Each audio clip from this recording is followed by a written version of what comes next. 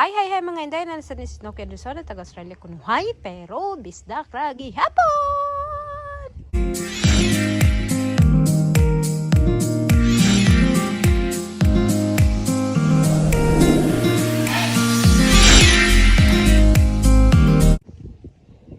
So today guys, andito ako sa aking garden and kakarating ko lang galing sa work.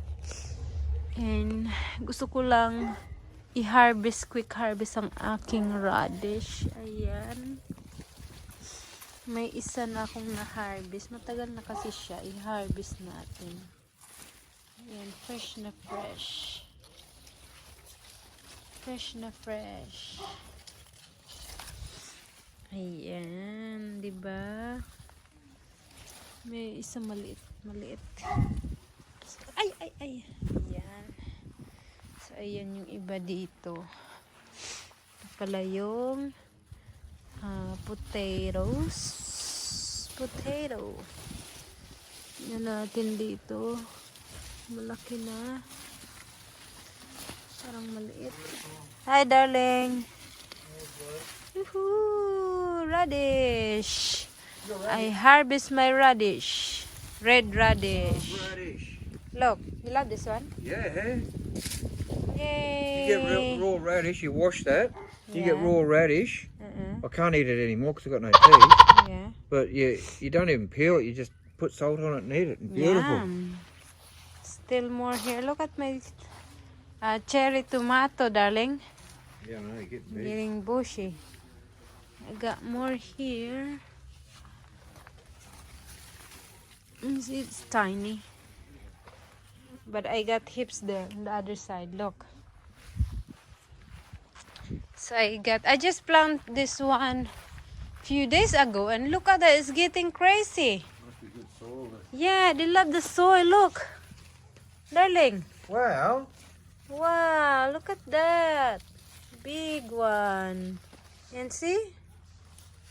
I think because they love the soft. It's soft. Harvest that one. Wow. That's perfect size. Yeah. That's enough. Can harvest the next time. Well, they carrot. Yeah, carrots. And this is the cassava. May cassava there. And I got some flower. And this is flowers. I just put it there and grow. And look. Look. Wow. Did you call Mom? Oh, a couple of days ago when I was at work. There's still more. I can't help myself. It's nice to harvest radish. Look. Wash them. You get all the I green know. leaves, the roots Look. off of them. Wash them. Look, just guys. See, slice that it's up. big, this one, darling. Yeah, just slice it up and put some salt on it. It's beautiful. Yeah, I love radish. You Put so do I, some, but I can't eat it anymore. and I put some, what do you call that one? Salt and vinegar. And your daughter's asleep too.